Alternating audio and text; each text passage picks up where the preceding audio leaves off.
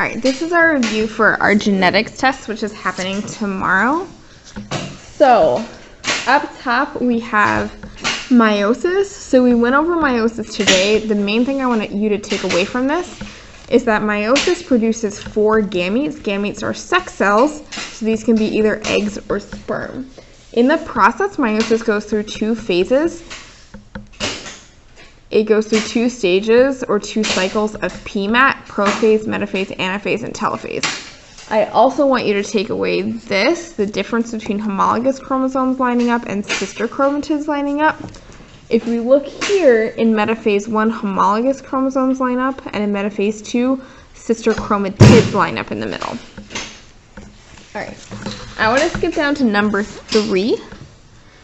So Andrea is studying non-disjunction. So non-disjunction just simply means no separation, which means that the chromosomes did not separate correctly during meiosis.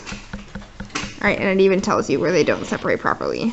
So which correctly identifies the genotypes or letters of the 4 possible zygotes? Remember, zygotes are just the beginning stages of children.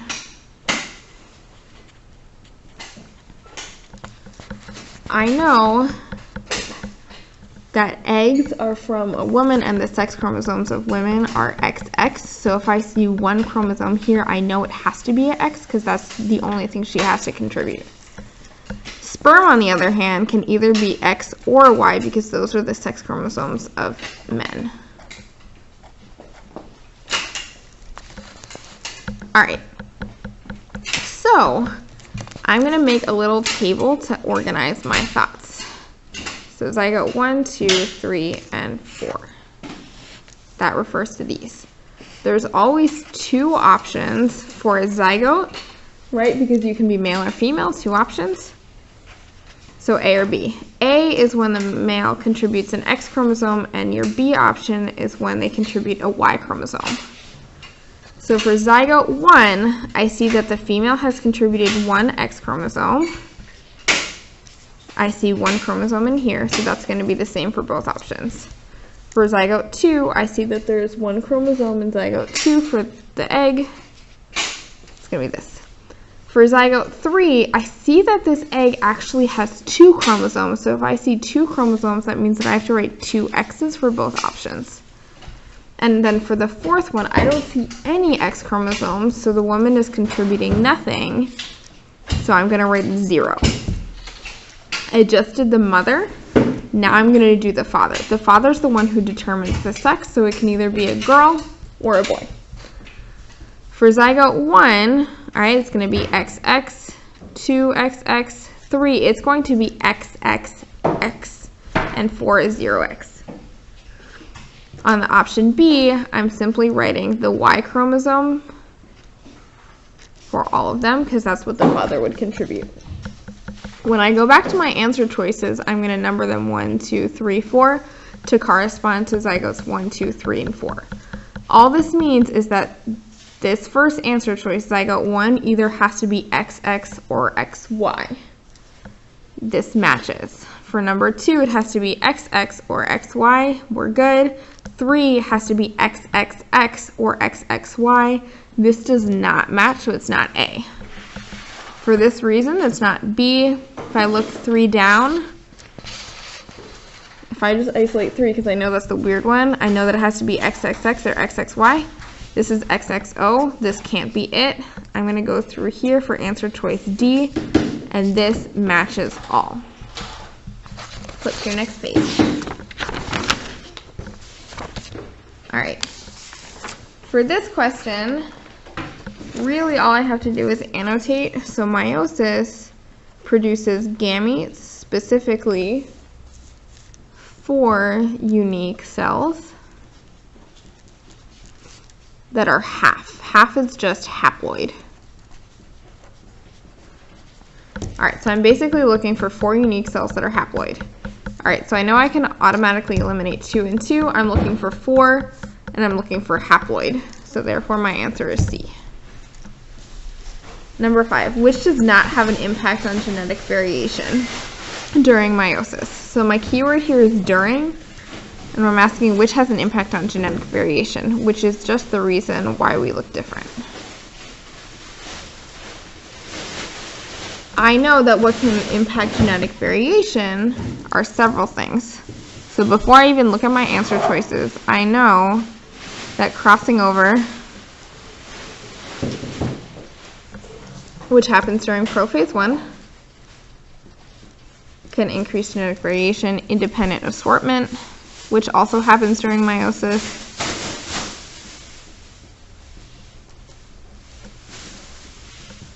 And mistakes in meiosis, which would be like mutations that happen, are all things that can happen during meiosis to increase genetic variation. Fertilization, therefore, would not have an impact on genetic variation during meiosis because fertilization comes after meiosis. All right. Let's keep going. All right, number 6, sexual reproduction increases genetic variation in a population which does not contribute to genetic variation. All right, so I just named all 3 of these. I also, the giveaway that mitosis is my answer is because this is talking about sexual reproduction. Mitosis happens in body cells and they create clones. So mitosis happens in body cells and they're just copies. That would not provide any genetic variation. Question 7. All right, so above represents 2 of the stages that happen during meiosis, which correctly identify C and D. So if automatically I see that chromosomes are lining up in the middle of a cell, I know it's going to be metaphase, therefore I can eliminate C and D. Now I need to determine if it's metaphase 1 or 2. Well, I know metaphase 1, if I draw, metaphase 1 always has pairs of homologous chromosomes, and metaphase 2 always just has sister chromatids. It looks like one line. So I'm really just going to match these up so that C is going to be metaphase 1 and D is going to be metaphase 2. Therefore, my answer is A. All right, number 8. All right, we've just finished reading about meiosis, and Kevin knows that meiosis increases genetic variation. Here's that lovely word again, in a species. So which set of statements below should not be put in the graphic organizer? So if I draw a graphic organizer, right? Genetic variation increases. Oh, that's wrong. Meiosis increases genetic variation. Basically, this is asking me to put 3 different reasons. So 1, 2, 3. All right. Already, I know that genetic variation increases from crossing over, fertilization,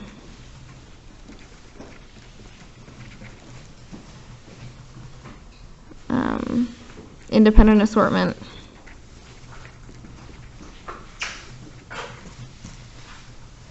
and mutation. All right, so I'm going to go over it. So it's asking me which should not be put in, so which does not cause genetic variation. All right, so crossing over does, yes. Assorting independently, yes. Haploid gametes combine randomly, this is just talking about fertilization, and yes, that does. It happens after meiosis, but this is just referring to genetic variation in general. So that does. Crossing over, yes. Independent assortment, yes. Haploid gametes combine, again, this is fertilization, yes. All right, assorting independently, yes, that's true. Haploid gametes combine randomly, this is fertilization, yes. Crossing over, yes. All right, D, crossing over, yes, increases. Independent assortment, yes. Synapsis of homologous chromosomes does not occur. It's basically telling me that crossing over does not occur, so this is wrong. This should not be put in there, so therefore my answer is D. All right, the first thing you have to do with this question is change this to 25 because I made a typo and I'm an imperfect person. All right, so number 9. This seems like a very confusing paragraph, but all you have to do is simply break the question down / simply draw a pedigree as you're reading. So after learning about hemophilia in biology class, a student wonders that if he has children, would his sons have hemophilia, since his father and grandfather both had hemophilia. I'm going to draw my student. Here he is. I know it's a him. It's a square because it's a him. And then it gives me information that his father had hemophilia and his grandfather had hemophilia. All right, so I have that. If his mother is a carrier. So I know that mothers are represented by circles because she's a female, and if it's carrier, she's going to be half shaded in. All right, it tells me that the student does not have hemophilia, so I'm going to leave him blank. So it's asking me which statement is correct about the percentage of the student's children that could have hemophilia or be carriers for hemophilia. So I already did my hint of drawing a pedigree. So it gives me several scenarios in the answer choices of this student mating with a woman who has hemophilia or a woman who is a carrier of hemophilia. That, to me, if I'm calculating percentages, means that I have to do a Punnett square. Before I do a Punnett square, I need to determine the genotypes of the student and the women who he might possibly have a child with. So the student, if I know that we're talking about the trait of hemophilia, and hemophilia is X-linked recessive. Hemophilia is X-linked recessive.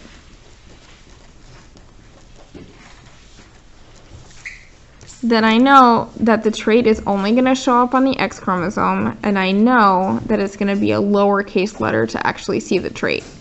If the student is a male, then I know his sex chromosomes are XY. If hemophilia is only on the X chromosome, then I need to write a letter on the X. If he does not have hemophilia, that would be a capital H. All right.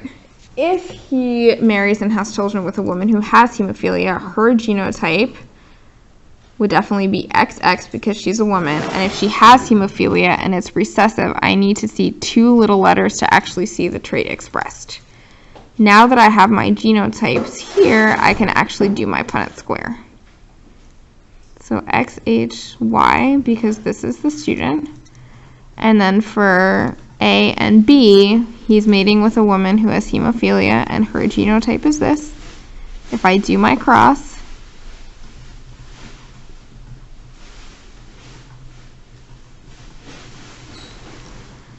I find out that 50% are carriers.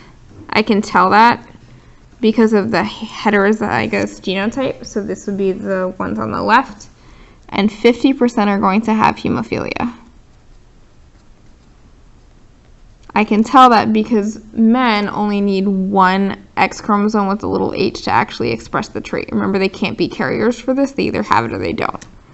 If I go back to A and B, I'm going to look at the percentages and see if it matches. So it says 25% would be carriers. Well, that's false, so this is not it. And 25% would be carriers again. False. So it can't be A or B. So now I'm going to do another Punnett square if he has children with a woman who is a carrier of hemophilia. So if you're a carrier, that means that you're heterozygous. If I plug this into the Punnett square,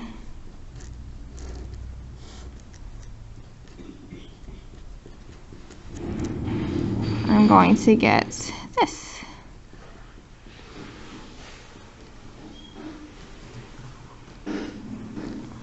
All right, this tells me only 25% are going to be carriers and only 25% are going to have hemophilia.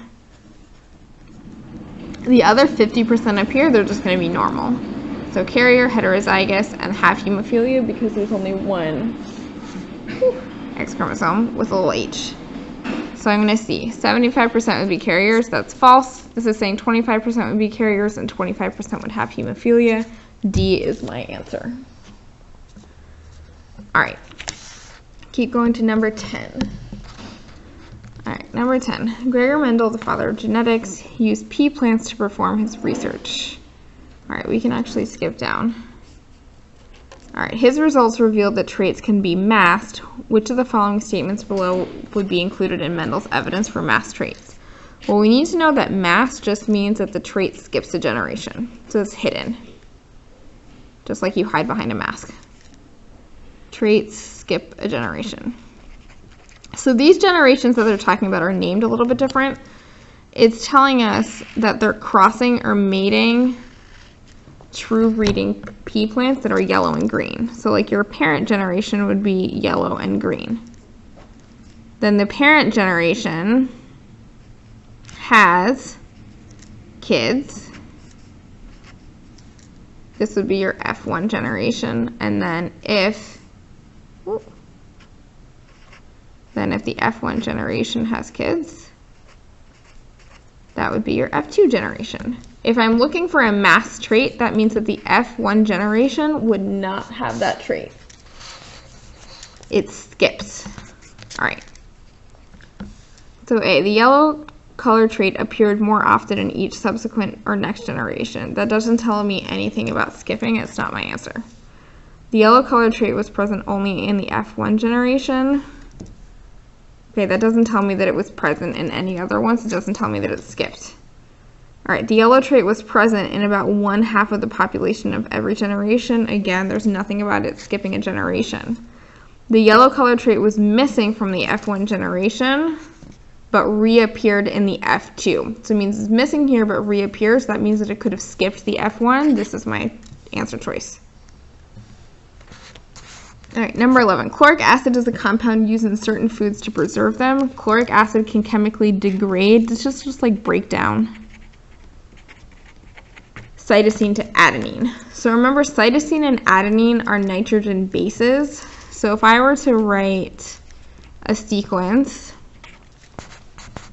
all that's happening is the C is getting turned into an A. So my sequence now would read this.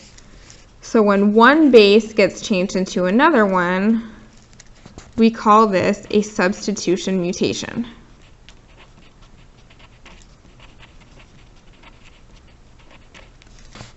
We are looking for what chloric acid is. So chloric acid, if chloric acid turns C to A, that means that chloric acid is causing the mutation. So it doesn't mean that chloric acid would be the mutation itself. A mutagen is something that causes mutation. So my answer would be B. Pure page. Whew. Almost done. All right. Below is an example of a nonsense. This is also known as a missense mutation, which is a type of substitution mutation. So I know that missense or nonsense mutation causes stop codons, which I can see here. It's asking me which of the following statements describe what the result is. All right. So it says it's going to produce the same length of polypeptide. If I look at the lengths here, I know that that's not true. Also, polypeptide and protein are the same thing. This literally says the same thing but in different words, and both of them are wrong. All right, so it would produce a longer protein. Well, if this is my original, this is my second, well, obviously that's not true because it's shorter. Therefore, my answer is D. All right, below it's giving me a DNA sequence and that's asking me what's the result of a deletion.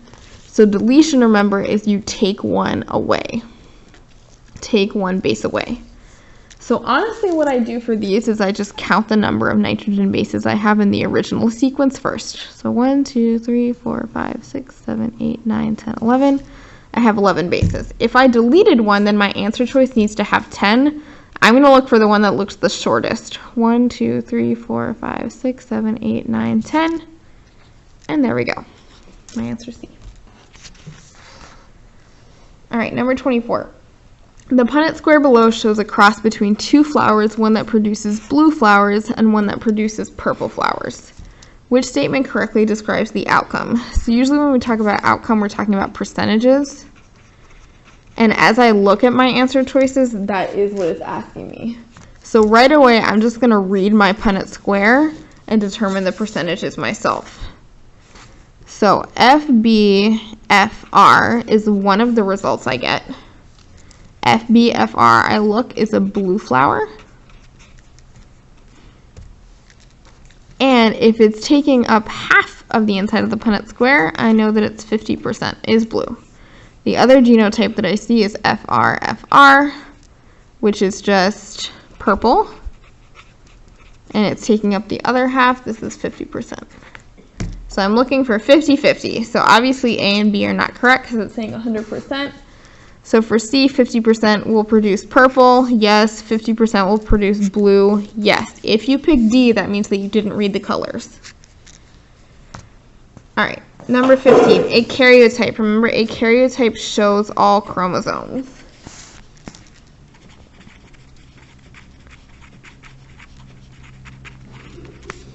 Which is a question that can be answered using karyotype analysis. So I know a karyotype shows all chromosomes. I can determine from a karyotype gender and if it has a disorder. So I can tell if it has a disorder based on if it has like an extra chromosome, not enough, things like that. So I'm looking for one of these two things. So how does the DNA sequence of two brothers compare with each other? Well, first of all, I can't even see a DNA sequence if I'm looking at a karyotype, so this is wrong. Does an individual have a heritable, or can be passed, heritable just means can be passed on chromosomal disorder, such as Turner syndrome? Well, yes, I can tell that. The other two, I couldn't see this. I can't see which genes are active or not, and I have no idea how I could figure out if a protein on a rabbit is introduced to a protein on a lobster. Okay, it doesn't show me that. Flip. All right, again, karyotype. So karyotypes is showing us all of the chromosomes. I can determine gender right on the sex chromosomes. It's telling me that the one shown below is a patient with a chromosomal disorder, and then it's asking me, how are the chromosomes analyzed to come to this conclusion? So how did they know that this person has a chromosomal disorder? Well, I can see right away, right, this looks odd. This should only have 2 chromosomes, but it has 3. The only way that I know that is if I'm comparing this to a normal karyotype. So if I go through the choices, the chromosomes are placed with their homologous pair. So homologous is just matching. So I see all of these are matching pairs. And then they were compared to a normal karyotype. The only reason I know that this is not right is because I would compare it to something that looks normal, so therefore my answer is A. If you got confused and thought it was D with the nucleotide sequence, remember karyotypes just show you the big picture. I can't see the nucleotide sequence. It doesn't zoom in that far. Alright guys, we are almost done. All right, what is the probability, anytime I see probability, think percent, that a couple whose blood types are A, B, and O will have a type A child? So if it's AB, then its genotype has to be this, and if it's type O, its genotype has to be this. But type A has 2 options, homozygous or heterozygous. And it's your favorite thing, we're going to do a Punnett square. So parents will go on the top and on the side, and I will fill this in.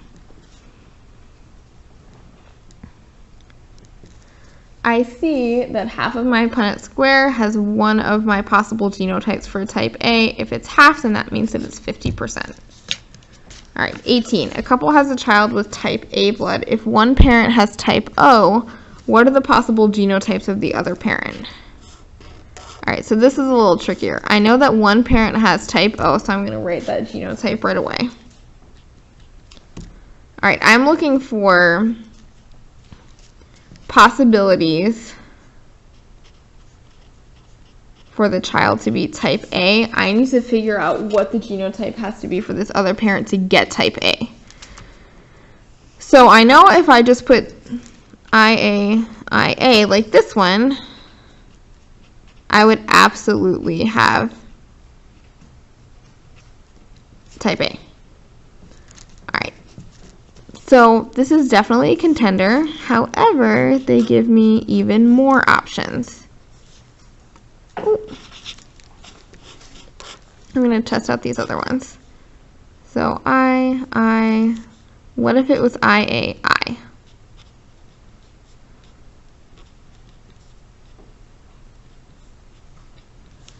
I see that this is also an option. This gives me type A. Alright, I know it's not C or D because type O and type O would only give me type O, and if there's a B in there, well, there's no A in the mix if I were to do the Punnett square, so there's no way that that would give me A, therefore my answer is B. Alright, number 19. A woman with AB blood has a baby with B blood. So that could be this or this. What is the father's genotype? Alright, so hint drop in the square. This is kind of like this top one. Alright. So I know that the woman has type A, B, so I'm going to include that. And I know that what I get in here has to be type B blood for it to be the babies. So I'm just going to fill this in so that I can see at least what part of the genotypes would be. Alright, if the man's genotype is IAIA, well, that means that either it's going to be all A's or it's going to be all ABs, neither of which are B blood. If the man's genotype is type O, well, that just means that all of these are going to be heterozygous, but 50% is going to be type B. Therefore, my answer is C.